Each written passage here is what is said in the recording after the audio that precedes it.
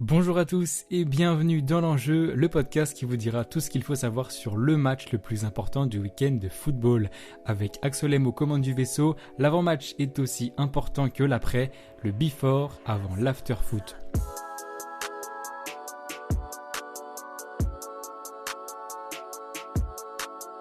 Après 2 mois sans football, la nouvelle saison reprend ce week-end et qui dit nouvelle saison dit retour du podcast. Et oui, l'enjeu est reparti pour une nouvelle année avec, comme l'année dernière, un podcast par semaine qui sortira le vendredi soir, juste avant les premiers matchs du week-end. J'espère que le football nous réserve de belles surprises, d'autant plus que le mercato estival se termine à la fin du mois, donc on aura encore des changements d'ici là.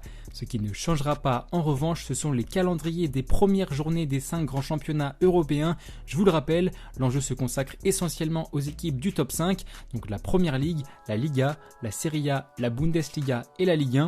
Ce week-end, seules la France, l'Angleterre et l'Espagne font leur retour et ce sera la semaine prochaine pour l'Italie et l'Allemagne. Et pour le retour des meilleurs championnats, on va déjà avoir une énorme affiche pour dimanche. Et quel autre pays que l'Angleterre, que la Première Ligue pour nous régaler dès la première journée avec un superbe Chelsea-Liverpool. Ce dimanche à 17h30, rendez-vous à Stamford Bridge pour suivre la première grande affiche de Premier League. 2 géants du football anglais qui s'affrontent dès la première journée de championnat, c'est aussi ça la PL. Comme tous les compteurs sont à 0 avant le début de la J1, l'enjeu principal c'est évidemment la victoire afin de lancer au mieux l'exercice 2023-2024. Une défaite dès le premier match, c'est pas la meilleure chose, mais ça n'empêche pas de faire une belle saison. Je rappelle que l'année dernière, Manchester United avait commencé par 2 défaites en Premier League, dont un cinglant 4-0 à Brentford dès la 2e journée. Ça ne les a pas empêchés de remonter au classement et de terminer 3e à la fin du championnat.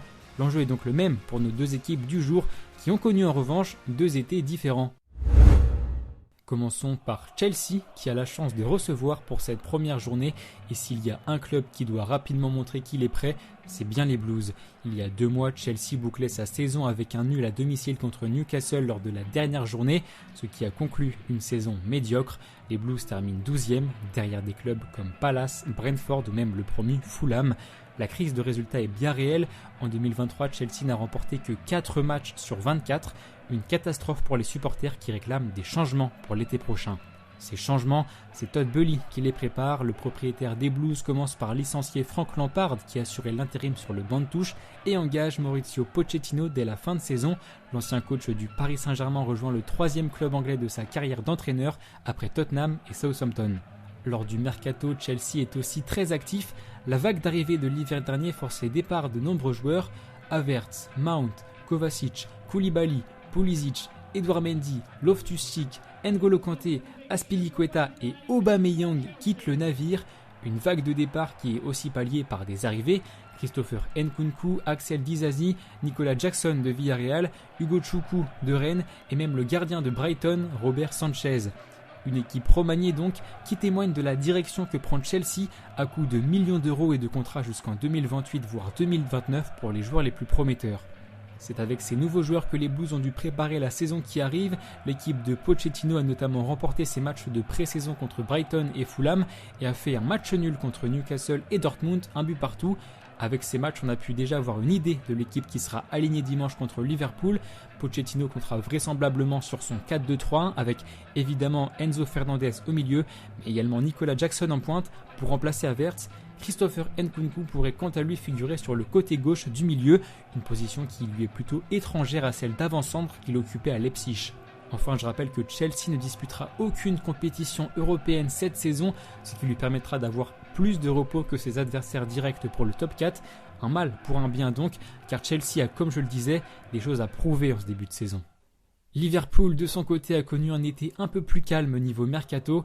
Pourtant, les Reds ont figuré très loin de leur standard habituel en finissant seulement à la 5e place de Premier League la saison dernière. La dernière fois que Liverpool a terminé hors du top 4 en championnat, c'était il y a 7 ans lors de l'exercice 2015-2016. Depuis plusieurs saisons, les joueurs de Jürgen Klopp luttent pour le titre avec Manchester City. Ils ont laissé cette année cette casquette à Arsenal qui a terminé à la place de dauphin des Citizens. Alors pour repartir sur de bons rails pour la saison prochaine, Liverpool n'y est pas allé de main morte. Fabinho, Henderson, Firmino, Milner, Keita et Fabio Carvalho ont quitté les Reds cet été. Une révolution au milieu de terrain quand on sait que Jordan Henderson était le capitaine de l'équipe et que Fabinho joue un rôle crucial dans la formation de Klopp. Depuis, Virgil van Dijk est le nouveau capitaine et il a pu observer l'arrivée de 2 renforts au milieu, le champion du monde McAllister d'abord, arrivé en provenance de Brighton, et Dominique Szoboszlai de Leipzig, recruté pour 70 millions d'euros, 2 recrues venues pallier les nombreux départs de l'été et qui figurent déjà dans les plans du coach allemand. En effet, Liverpool a disputé 5 matchs amicaux cet été. On retiendra la victoire 4-0 contre Leicester, tout juste relégué en Championship, et la défaite 4-3 contre le Bayern Munich. On a pu observer le 4-3-3 habituel de Jürgen Klopp avec McAllister et Szoboszlai au milieu à 3.